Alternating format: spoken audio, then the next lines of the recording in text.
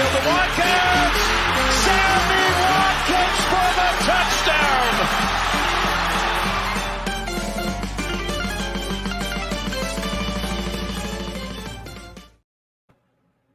The franchise tag deadline has officially started, and plenty of candidates to possibly get the tag.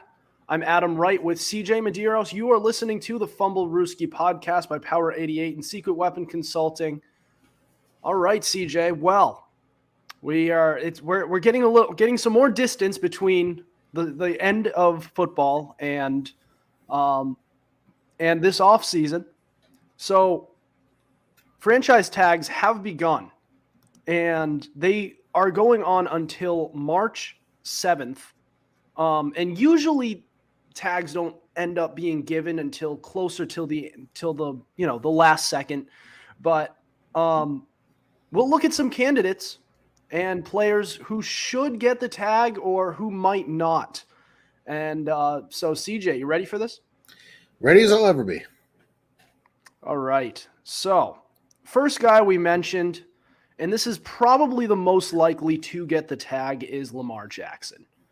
So Lamar, he wants a lot of money, and he's also unhappy with the situation that's around him. He wants to be a Raven, but he has some requirements. And the reality is this Ravens team does not have much by way of the wide receiver. And also their offensive line is starting to fall apart as well. And he also wants a lot of money. He wants $200 million. So it's not even a matter. It doesn't even feel a matter of if, whether he does get the franchise tag. It's when and what they're going to do once they place that tag. Yeah, I agree. And before we start, let me just say, I, as a football fan, do not believe in the franchise tag. I think it's pointless. The players hate it, and it makes free agency less exciting. That is all. Now, here's the deal.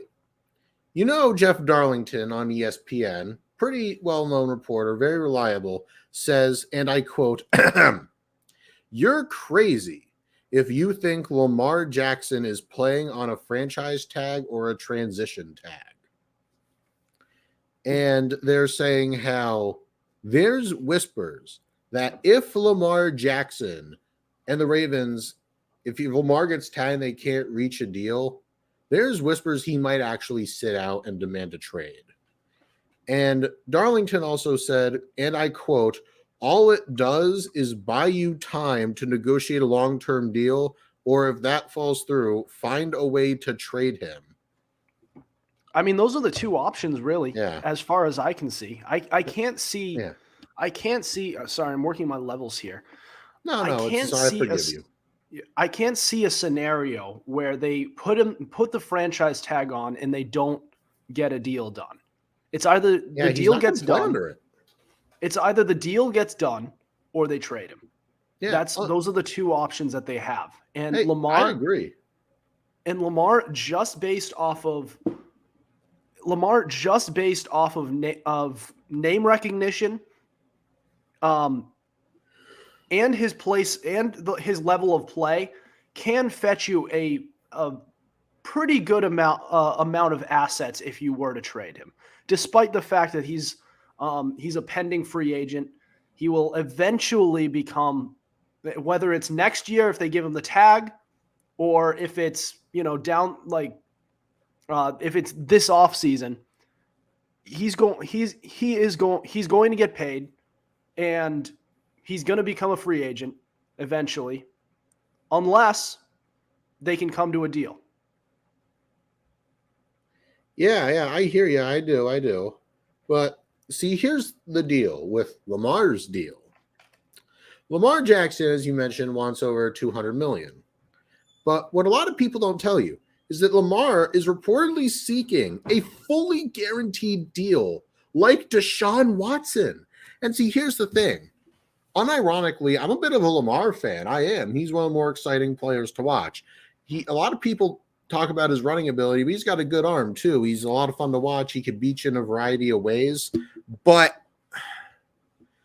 he's just too injury prone. And you know what they say in all sports, your best ability is your availability. And Lamar's availability leaves something to be desired, because this is the second straight year where he gets hurt. And I know I sound like a broken record because I've said this many times, but it's true. Second straight year where Lamar has gotten hurt about towards the end of the year. Last few games, it's a big will he, won't he come back? And then he doesn't, and the Ravens peter out. They either collapse and miss the playoffs, or they sneak into the playoffs and get smacked. Yeah, so whether or not they decide to deal this guy away is probably going to be based off of that, whether or not they can trust him. Because I agree with you. I don't think he's worth the $200 million that he wants. Yeah, I mean, he's an MVP. I mean, he's a good quarterback. I'm not knocking Lamar. It's just health is just a major concern for me. Health is a huge concern, especially for him. Like the way with his play style. This is why I was never a big fan. Yeah, there's that. This is why I was never a big fan of the dual threat quarterback. The guy who's primarily a passer but can make a play with his legs, like the Patrick Mahomes or the Josh Allen. I'm okay with them. I'm okay with them, but the Lamar Jackson or even Jalen Hurts to an extent, those guys don't last that long. Yeah, they really don't. Yeah, look, I agree with you. I do. And hold on, I don't want to cut you off. I'm sorry. Yeah, and that being said, I think he's going to get the money he wants, whether it's by the Ravens or by someone else, because somebody's going to get stupid and pay for him, especially with the way the quarterback market is. Plenty of teams need a quarterback right now and are just that one piece away from contending, and they're going to get stupid for Lamar Jackson. Trust me. And I mean, if he stays healthy, then it's fine. But if he doesn't, it's just not a good look. Absolutely. All right. We're going to transition from one player to another, actually kind of a duo, two players on the same team, namely Daniel Jones and Saquon Barkley. As Lamar Jackson has been a crucial piece to the Ravens, these two guys have been big parts of the Giants franchise as well, and it's going to be decision time in a couple of days on whether or not they decide to franchise Jones or Barkley. That one will be next. This is the Fumblerooski Podcast.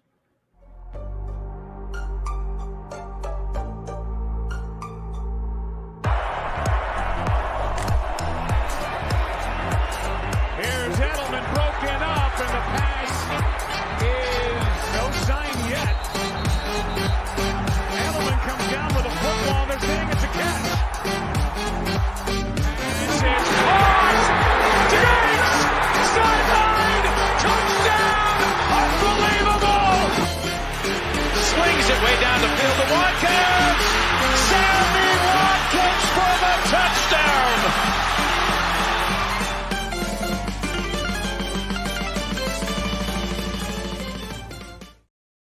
This is the Fumblerooski Podcast by Power 88 and Secret Weapon Consulting. Adam Wright with CJ Medeiros. So for our next two candidates to receive the franchise tag before the March 7th deadline, we have two players in this one. And there's a reason why I picked these two players. Mainly because they're on the same team, but also because they are both so crucial to this team's success for next season. And if they are going to repeat the success that they had this past year, they're going to have to keep both. And in order to do that, they have to franchise at least one of these guys. And who they take, that's a tough one. But I might, call me crazy, I might have to lean Daniel Jones. You didn't even say who they were before that. What's that? You said they're going to have to take Daniel Jones, but you didn't mention who the other one was. You didn't mention who they both were before that. And Saquon Barkley. Sorry. Yeah, I'm just saying. But yeah, I gotta say Daniel Jones over Saquon Barkley right now. I know I agree that we need to keep both, but in order to keep both, I think it starts with giving Jones the tag. All right, now let me tell you something. if you tag, I feel like Jones would make more sense to tag because Daniel Jones all of a sudden thinks he's the best thing since democracy and lunar missions. Per Pro Football Talk, Giants quarterback Daniel Jones could want, ready, as much as $45 million a season on his next contract.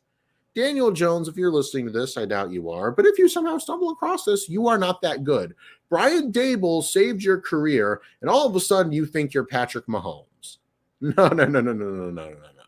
And apparently he wants more than what the Giants are willing to offer. And he seems to forget he was not very good until this year. And then there's Saquon. Adam, this is the 2023 NFL world. You and I both know, especially in this day and age, you do not, I repeat, you do not give running backs a fat contract. You just don't. And apparently, per Paul Schwartz, there's a gap in negotiations between the Giants and Saquon. Saquon, apparently, they don't know how much he wants, but they're not likely to pay him that much. They're talking about $12.5 million a year. Giants are unlikely, to pay that. And if Saquon hits free agency, more than likely he's not going back because the Giants ain't going to pay for that. You know what I mean? I'm sorry. You don't give a running back a stupid contract. You just don't do that because they always get hurt. And I want everyone at home to bear in mind that Saquon Barkley, this was his 4th year in the NFL. And 2 of his 4 years, he has spent injured.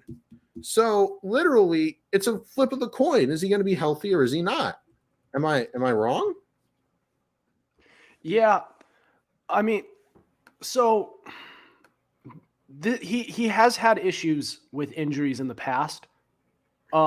But I don't know. I wouldn't say that his market is going to be completely through the roof, and I'll tell you why. Have you seen the running back free agents that are all over the league? Oh, it's actually insane.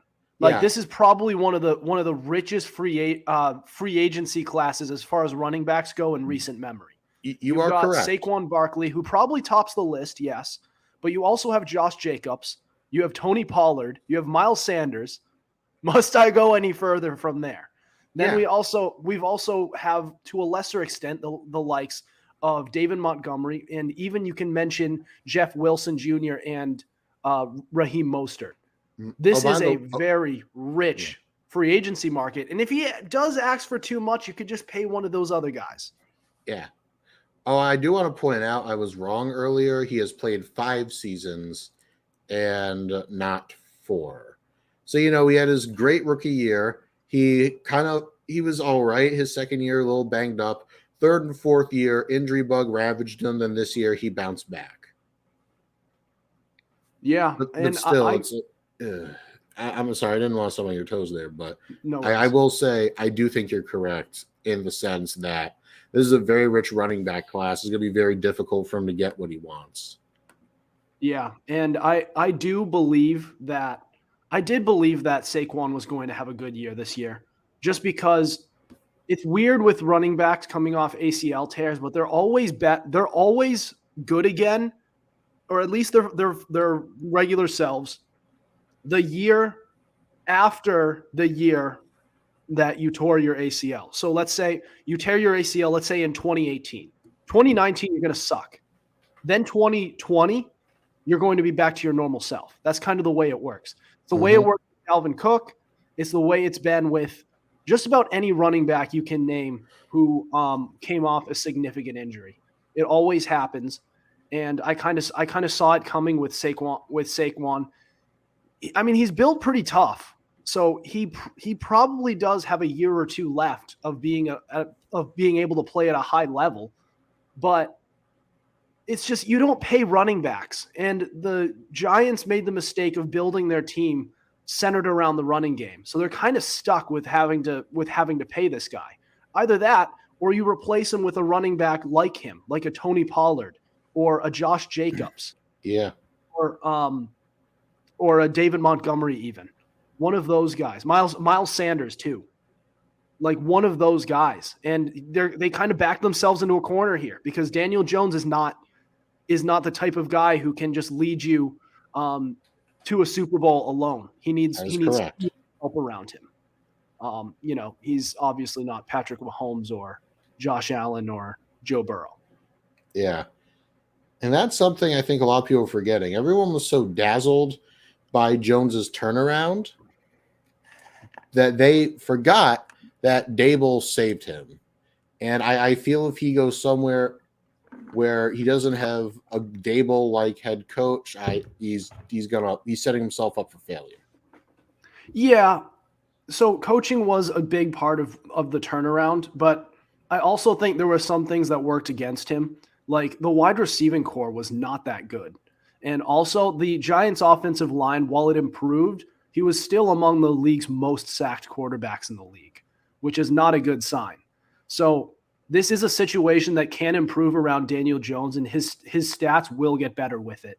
Like when you have a better wide receiver than Darius Slayton, no disrespect towards Darius Slayton, just he's not a real wide receiver one.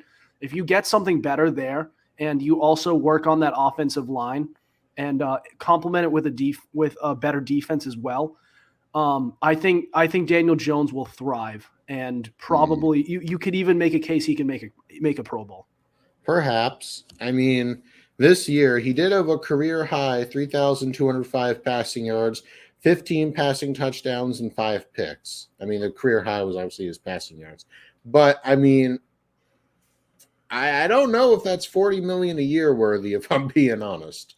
And you could say he has all these things working against him, but if you look at his previous year, we had 2,400 yards, about 10 touchdowns, and 7 picks. You can't tell me that the Giants team magically got better. That increase in stats, that's Dable 110%. Yeah, no, I agree. Dable definitely helped him, and he turned around his career, especially not just statistically, because statistically it wasn't exactly in some. It was all right. But. It wasn't his best in a lot of categories, but if you give it the eye test, it was definitely he was the most efficient, which is important. But I do want to change gears here and go to our next running back who we have, which is Josh Jacobs, coming off of a career year and is poised to break the bank whenever he does get a contract from whoever it may be, whether it be the Raiders or someone else. That's next. You're listening to the Fumblerooski podcast.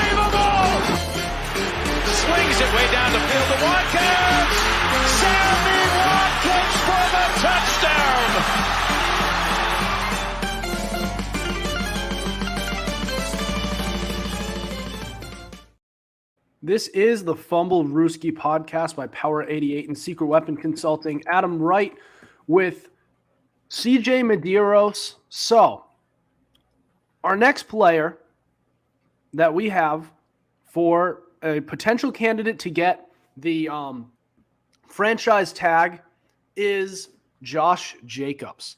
So Josh Jacobs is kind of it's an interesting situation. It's very unique from all of the other the other franchise tag candidates that we have, because the Raiders did have a chance to exercise his 5th-year option over this past offseason, and they decided not to do it.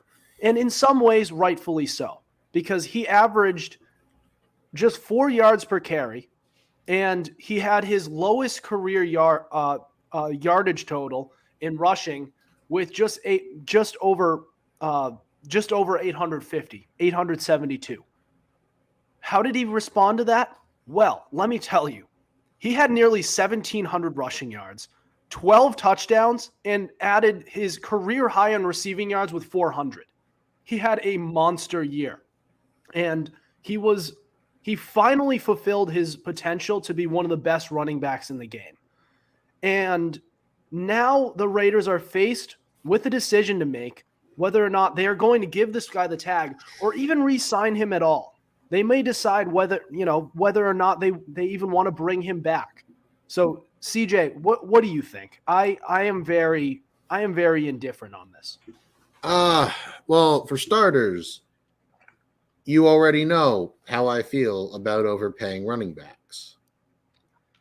And another cautionary piece of this is how, about how a player that's always been good but not great, and then in a contract year they become a world beater. That's always suspicious, and that's always like a red flag. But then there's the issue of like the Raiders and what they have. Now, I don't believe, and I could be wrong, I don't believe that the Raiders are exactly swimming in money right now, And when you look at what they're going to go through, how do I put this? The thing is with Josh Jacobs, I don't think they're going to keep him. I really don't. And it's not just me. It's really not. It's literally the Raiders fan base. I've been on different Raiders pages, from Raiders Ramble, Raiders Wire, Just Blog Baby, etc., etc. They all don't think he's going to come back. And hold on. I don't know. Like you, Adam, I'm very indifferent. I can kind of break this ice here of this indifference.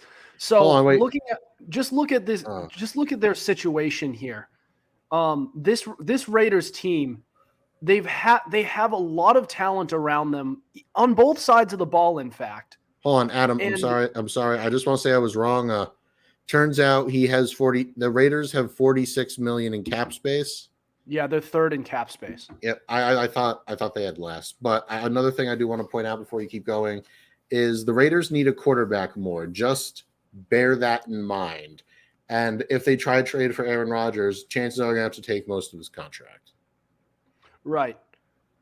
So, but that's kind of part of my point. With that in mind, this team, you don't want to, in most cases, you don't want to overpay your running back. But in this case here, where you're clearly trying to go all in to contend, and do it with Aaron Rodgers, which means you're doing it right now, then you go in and you get that running back. You go get Josh Jacobs again, and you lock him up for a few years. Is he going to make it through that deal? Maybe not, but it's worth it if you get his foot back in the door and you bring him in just for that 1 to 2 championship caliber, all pro level style of play. That's what you want to bring him back for. And if it means you're going to suck for a few years, then so be it. But this team has gone all in.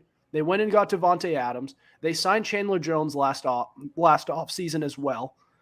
I mean, they have talent everywhere you look. So they need to figure this out and perhaps, yes, put the franchise tag on Josh Jacobs. I mean, if they could afford it, I'd say go for it. But like I said, I'm struggling to find words here because like you said, we're both really indifferent to this. But yeah, I would say it's probably their best bet, especially if they want Rodgers. Right. You're going all in. I mean, why half-ass it? You bring in Aaron Rodgers, but then you let go your star running back. That doesn't make sense to me. It really doesn't. And yes, you'll have to take on that contract, but I don't know. Something about the salary cap just makes me feel like it's just not that much of as much of an obstacle as you might think.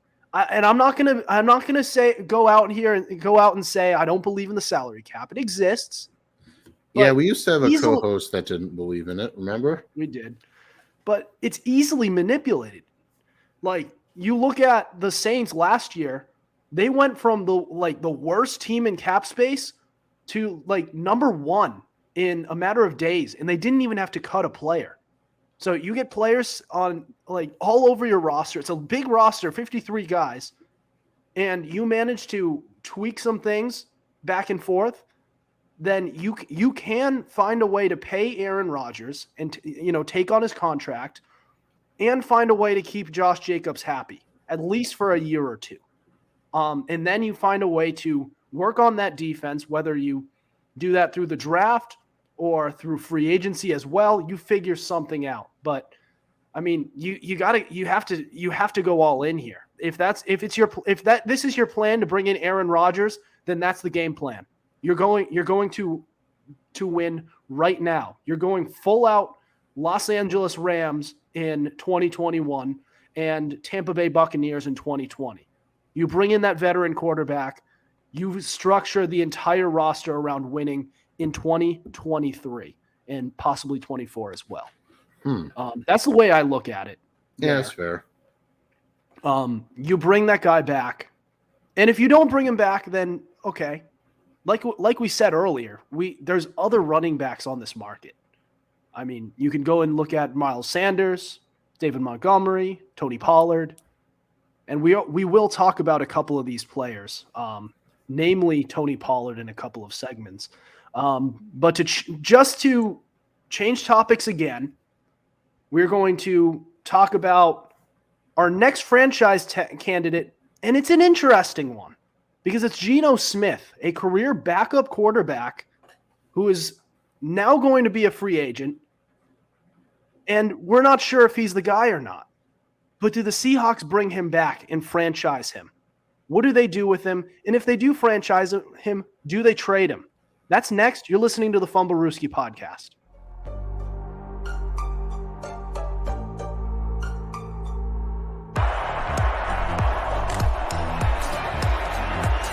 Here's Edelman broken up, and the pass is no sign yet.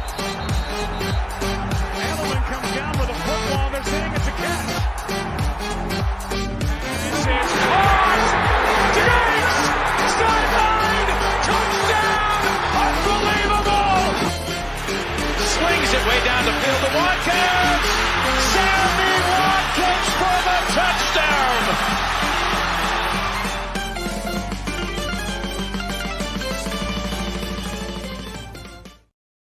Welcome back to the Fumblerooski podcast by Power 88 and Secret Weapon Consulting. Adam Wright with CJ Medeiros.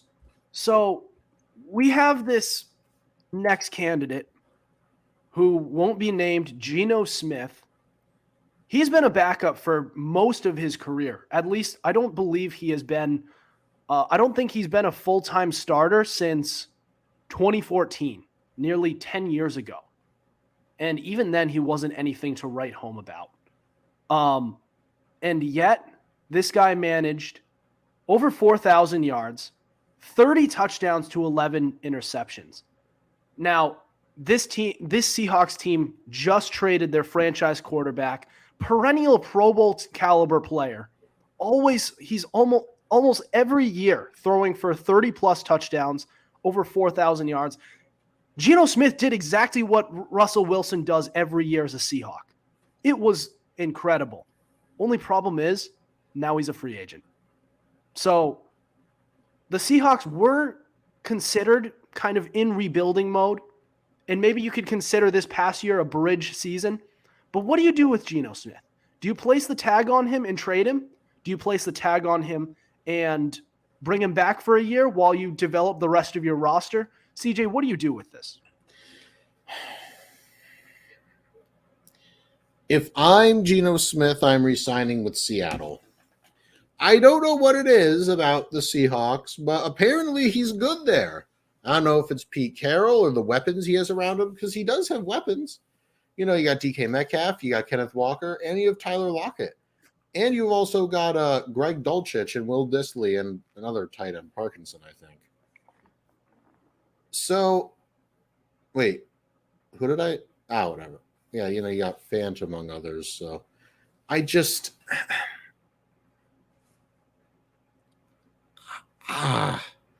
Geno Smith. It's a tricky situation, isn't it? It is. Because you look at it and you hear the name Geno Smith and you would say, no, thank you. But then you see how he played last year. You give him the eye test, you look over his numbers, and you'd say, yes, very good.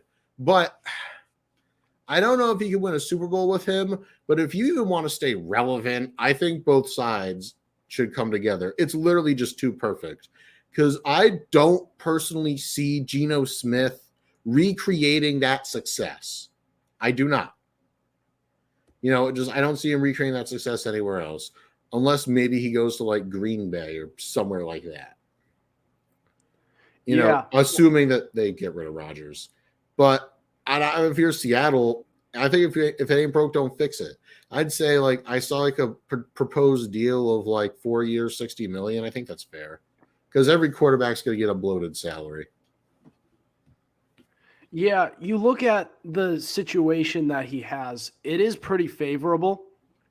And if you look at the rest of their free agency class here, it's not that good. It's not like they're losing everybody. I think the biggest name that they're losing here is Rashad Penny, and they already have Kenneth Walker who's replaced him. So this team looks really good going into next year, and they have 2 first-round picks. I mean, it can't get any better for this Seahawks team. And with that number 5 overall pick, it's a no-brainer. You take an interior defensive lineman, and then you have another first-round pick to go along with it. Yes. They did really well with this trade for giving away their franchise quarterback in Russell Wilson. And it looks like they came out on the winning end of it. And now you have it couldn't have worked any better. Their backup quarterback is playing at the same level that Russell Wilson was when he was here. Mm-hmm. So I would say you kind of have to keep him around. He is the perfect bridge quarterback here for while you're waiting for your quarterback messiah to come along. You probably won't win a Super Bowl with him, no. But you could at least stay relevant during that time while you are rebuilding the rest of your roster. And then once it's time to kick Geno Smith to the curb, I mean, it doesn't have to be on bad terms. Yeah. They could trade him somewhere else where he could be in a good situation, or you let him hit free agency and you say, dude, you played really well over the past few years. When you hit free agency, you are going to have teams who are interested, who are going to want you as your franchise guy, and we get to move on to the guy who we really want to contend with. It's a win-win for both sides. So you kind of have to go along with it. This is a good young roster around them. They're trending in the right direction. Looks like the Seahawks are a nice little professional organization. And I honestly didn't see it coming. I didn't. Yeah, I don't think anyone really saw that happening. Yeah, well, you got to give credit where it's due. Their coaching actually been a lot better than we thought it was. We always thought it was Russell Wilson who was wearing the pants in that relationship between himself and Pete Carroll, but now it looks like it was actually Carroll the whole time. So we'll see. I mean, it's looking good for them, and also their drafting has been pretty good. Especially this past year, this was a great draft for them. Yeah, you got Charles Cross, Tariq Woolen. There's another one I'm forgetting. Oh, Kenneth Walker. I still wish DK Metcalf became a New England Patriot. No, he probably wouldn't have panned out. Yeah, although on a side note, I don't know if he would have panned out. 1, schemes were different, and 2, I don't know why, but our rookies are always hurt. He probably would have gotten a career-ending injury for a snap of training camp. It's possible. I don't know. Head coach Bill is an all-time great. GM Bill is very spotty. He's good with drafting on the defensive side, but offense, he has some trouble with that. Unless it's running back. The running back position's been good, but drafting anywhere else, and O-line to an expense also been pretty good. It's been all right. Yeah, it's been fine. Isaiah Wynn, as much as we get on him, most of his tenure here has been all right. Yeah, but the issue is with him, his biggest issue is just that he can't stay healthy. That's pretty much it. Right. Yeah, and I guess I'll give him tackle because tackle has been good, and it's really hard to develop tackles. All right, so we're going on to our last player, and we could touch on another one as well. But our last player over in Dallas. So that 1-2 punch might be coming to an end in that Dallas Cowboys backfield of Ezekiel Elliott and Tony Pollard. Pollard is going to be a free agent, and Ezekiel Elliott is old. So what are they going to do about it? Find out next on the Fumble Rooski podcast.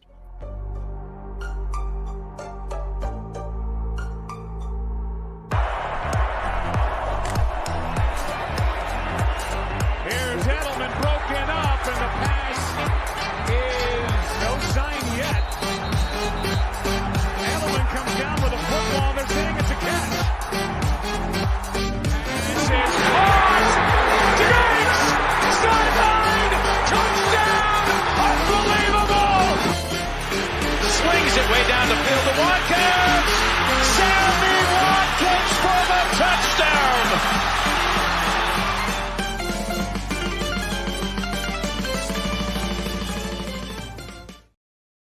You are listening to the Fumble Rooski podcast by Power 88 and Secret Weapon Consulting. Adam Wright with CJ Medeiros. All right, so for our final franchise tag candidate, we have Tony Pollard. So Pollard had himself a career year. He barely got over 1,000 yards, which is the first time ever. First time he's even gotten over 800. And rushed for his yards per attempt was a whopping 5.2, which is That's pretty incredible good for a running back. That's pretty good. Especially for his usage. Usually when your usage rate goes up, your efficiency goes down because just based on math, Yep. More carries means there's some of them aren't going to be that good. All right, this isn't a math podcast. This is a Thank NFL God podcast. Yeah, exactly. We'd be failing that. We wouldn't have an audience. No, I wouldn't even be good at this. Fumble Rooski math. No, all right. Bad. So Tony Pollard, do you give him the franchise tag? Because I feel like you kind of have to. You're kind of transitioning from Ezekiel Elliott, who, as great as he has been during his prime days, those are behind him, and he might still be an effective running back to an extent, but you kind of have to commit to Tony Pollard here, do you not? Adam, I 110% agree. I think Tony Pollard is the future in Dallas. He and Zeke are a 1-2 punch, but I would say you tag Pollard, work on an extension, and maybe, I don't know, try to have Zeke take a pay cut. But if he doesn't want to play ball and take a pay cut, I would say you might have to consider trading him. And then maybe you draft a running back, in like the mid rounds, to be, to kind of simulate the old 1-2 punch. Because the emergence of Tony Pollard and his better receiving ability and the fact that he's faster and just more efficient than Zeke, I would say that the writing's on the wall for Zeke. If I'm Dallas, I say to Zeke, look, buddy, take a pay cut or take a hike. Yeah, and he may not be the guy anymore, but he's being paid like it's still. Yeah, and he shouldn't be. His contract is god-awful. Exactly. And he was given that because he was playing at such a high level. So you kind of understand it there. However, there comes a point where you have to veer away from him. And I'm sure Dallas would love for him to still be on the team. But he's not the RB1 that he once was. He's just not. He's a complementary piece to Tony Pollard. So what you do with that is you get him to take a pay cut or you trade him. However, I'm just thinking out loud here. I don't know if any team will actually take on his contract. If you try to trade him, I don't think there'd be any takers. They'd wind up cutting him. The only way a team takes his contract is if Dallas gets pennies on the dollar in return. I'm talking like a fourth and a sixth. Stranger things have happened. It's possible. But I don't know. I just don't see it. Yeah, I don't know. Don't be shocked if he gets cut, though. I think your point is correct. Yeah, I mean, I just don't. I see the more likely scenario he gets cut rather than being traded. Like I'm sure they'll try to, but no one's going to bite. They're going to say we're not taking on this deal, and no one else is, and we'll just pick him up once he's a free agent. I agree. You know, he's just not. He's not that guy anymore. Yep. He's all right. Yeah. Once again, I do feel the need to reiterate the only way they move him and don't have to take the majority of his contract is solely if they get next to nothing in return. Yeah, no, you're absolutely right. But Jerry Boy is stubborn, so that ain't gonna happen. Yeah. I mean, we pretty much covered it for Tony Pollard here. In fact, we actually wound up talking about Ezekiel Elliott even more because I don't know. Yeah. It just feels like it's a no-brainer.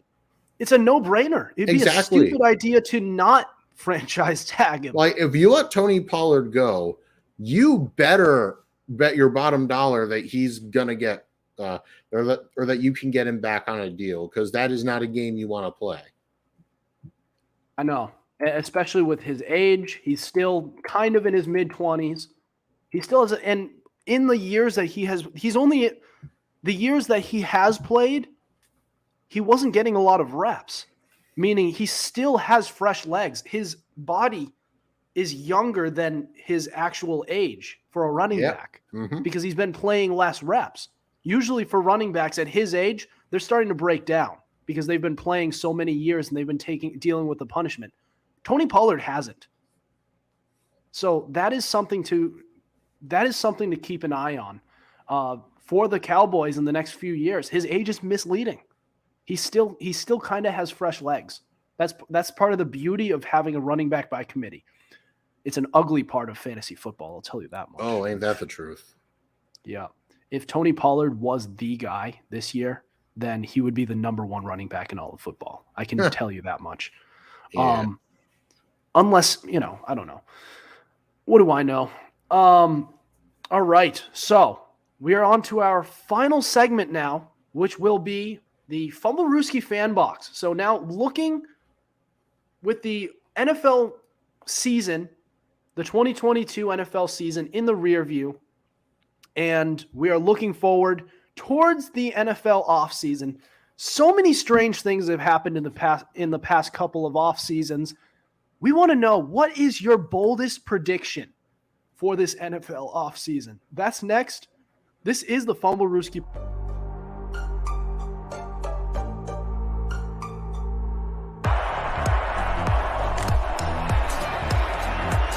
Here's Edelman broken up, and the pass is no sign yet. Edelman comes down with a football. They're saying it's a catch. It's caught! Diggs! Sideline! Touchdown! Unbelievable! Swings it way down the field to Watkins! Sammy Watkins for the touchdown!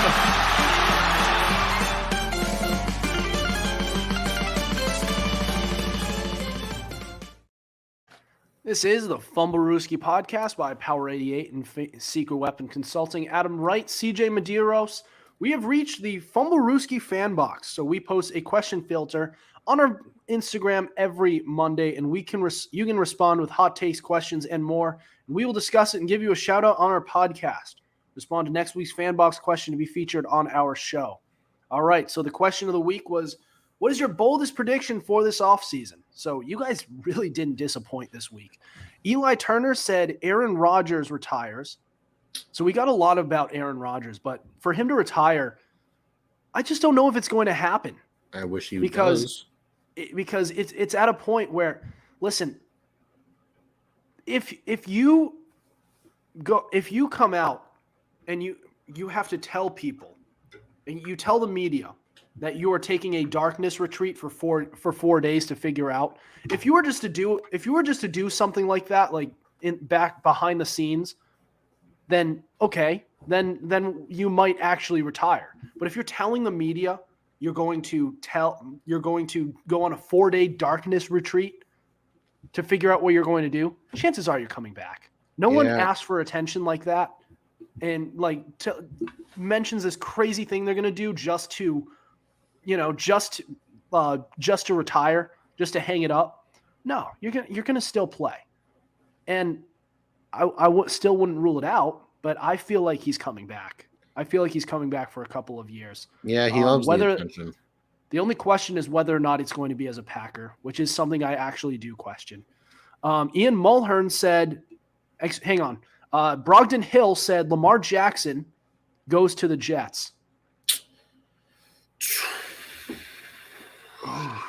There's a couple of ways that could happen. If he hits the open market, I feel like he's going to get least likely. If he hits the open market, he could sign there.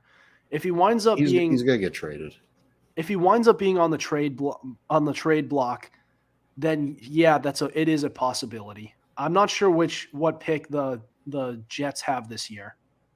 What number pick? They're kind of towards the middle. They don't have any top 10 picks this year because they barely missed the playoffs this year. I think they're pick 13. That 13? That's actually kind of high. You sure? Yeah, because I've been doing some mock drafts, and the Pats are at 14, and the Jets are at 13, I believe. Okay, so if you're the Ravens, do you give up Lamar Jackson for the 13th overall pick? No, you do not. Yeah. Because you're going to need another quarterback, unless they want to roll with Huntley, but Huntley is also hitting free agency. So, unless they hit the reset button and they say, okay, let's just use this 13th overall pick for something else. But I don't know. I mean, Stroud, Young, and Levis are all going to be gone unless you want to roll the dice on the project that is Anthony Richardson. Right. And so while we're on the topic of Lamar Jackson, Ian Mulhern said Lamar Jackson leaves Baltimore. And as we have said, if he leaves, it's going to be via trade. It's probably I just don't see the Ravens not giving him the franchise tag. Also, I believe it's been reported by Baltimore that they are going to give it to him eventually. It hasn't been official yet, though. Daniel Blasiak says Aaron Rodgers to the Jets to win the division because the Bills' Super Bowl window is shut. So I mentioned this. I mentioned when I was posting everyone's fan box responses, I scratched my head because I thought, okay, the boldest part of your statement was the side take that you had, saying that just casually saying that the Bills' championship window is shut. I disagree. I mean, their window's shut. But Adam, I do think you're onto something where it's like, oh yeah, Aaron Rodgers goes to the Jets, leads them to the division crown. Oh yeah, also Buffalo Super Bowl window shut. It's like, that's a pretty big tag there to just casually throw it at the end. Yeah. That being said, though, Aaron Rodgers to the Jets is actually not as bad a fit as people think. And in a lot of different ways, but it's all right. But yeah, in a lot of different ways, not just from the roster standpoint, but also just the sports market. Aaron Rodgers is a guy who likes attention. And as much as New York football has been a joke for years, outside of a couple of fluke years where Giants won a couple championships recently, outside of that, they do have a passionate fan base. And if New York football was going to get good again, then New York will love you. It's the Big Apple, man. And if there's anyone who's going to turn it around, it's an all-time great talent like Aaron Rodgers. I'm just saying. And they also have Garrett Wilson, who will help him. I'm a big believer in Garrett Wilson. I can tell. All right. Josh Houle said Derek Carr to the Bucs. So the Bucs should hit the reset button because most likely, in most scenarios, they do not contend again in the next couple of years. So they might as well get something in return. Get a head start on this reset button because you have some pieces around you. Not to mention they're in the depths of cap hell as well. Yeah. If they were to decide that they didn't want to hit the reset button, if they got a Derek Carr, even an Aaron Rodgers to an extent, let's say a Lamar Jackson, then they could be competitive and if they played their cards right, maybe contenders still. I don't think so, but it's possible. Lower level Maybe contenders, but they still be the best team in their division. they'll be in it. JZ8 Hockey says Barkley goes to the Bears 100%. With that offensive line, I think not. It's not a necessity either. This Bears team, It's not. there are two things at the top of their list that they need to improve on. Number one is that offensive line. Number two is the defense. And while David Montgomery is going to be a free agent, it's not a necessity to focus on running back. Also, everyone's forgetting about Khalil. Everyone's forgetting about Khalil Herbert, who, as the number 2 guy, had over 700 yards this season and averaged over 4 yards per carry. I'm sorry. It's just not a necessity. Barkley is the big shiny object who is very tempting to the Bears, I bet. But they don't need him. And they'd be stupid to go after him with the 98 mil. It's literally a luxury signing. Don't get fooled. Cole Hinckley said Tyler Huntley starts. So he is going to be a free agent. So if some team decides they don't want to go for a quarterback this year, like a veteran one, they could fill in with Tyler Huntley. I feel like Huntley's not that bad, though. He as I like to call him, I can't believe it's not Lamar. He could probably go somewhere and have some success. Maybe like Tennessee. I don't know. He's a serviceable player, but it would take a lot for him to be a team you could be competitive, a player you could be competitive with as your quarterback of a team. Maybe he goes to Tampa. You never know. It's possible. The other Lamar to Tampa. Floodster Sports Zone said Buccaneers roll with Kyle Trask as their starter. All right, Adam, can I jump on this one? Yes. No. That is just the death sentence. And yes, I know what you're going to say. I know Kyle Trask was a second-round pick. But good Lord, that guy is awful. I have absolutely zero confidence in him. He was picked way too high. He was carried when he was at Florida. And I genuinely do not see him doing anything. I don't like his arm strength. I don't like his accuracy, nor do I like his mobility. That is all. Kyle Trask, bad. The end. No, I completely agree. And it kind of implies that they're hitting the reset button if they're rolling with Kyle Trask. Yeah. So Connor Fallon said Seahawks sign Lamar and trade for the number 1 overall pick. So Connor, you're not slick. We know you're a Bears fan and you just want a king's ransom for that number 1 pick. But if you are, it just doesn't make sense, because if the Seahawks are signing Lamar and then trading up to the number 1 pick, they already have Lamar. Adam, I think he may. I'm not going to speak for Connor, but I feel like he might have that backwards. Whereas, like, they trade for the number 1 overall pick and then they trade Lamar. Then they trade for Lamar with the number 1 overall pick. Yeah, it has to mean that the only way this works out is that they trade up to the number 1 pick and then they trade for Lamar. And then the Ravens have the draft capital, the number 1 pick, to draft a Bryce Young, which allows them to hit the reset button at the quarterback and get a quarterback who can win you a Super Bowl. All right. There were a few more responses over here on Instagram I didn't post. Going over here, and if only it could load. Dean Difference Wi-Fi. Ian Mulhern in his second response said, Carolina trades up and drafts CJ Stroud. So I'm not sure where I know the Panthers are kind of up there in the draft, right? I think, now don't quote me on this, but I think they're like number 9. Are they 9 or are they like 6? No, they're number 9. 6, I don't know who's 6. I think it's like, I know the Raiders are at 7. I don't remember who's at 6, but I know it's not the Panthers. Yeah. So if they trade up, then it's not like they need to trade up that far. So I don't think it's far-fetched to say that they trade up to draft CJ Stroud, especially since that's probably their number 1 priority is to draft a quarterback in the first round. Yeah. Here's an interesting one. Mallory Kleppel said T. Higgins to the Chiefs. The Bengals will not trade him there. Yeah. I'm just thinking about the fit for the Chiefs. And that kind of matches what they need, because they're Juju is a free agent, and even if you do re-sign him, it's not like he's anything to write home about. He's a wide receiver too. Yeah, I mean, and T. Higgins is that wide receiver one that you need.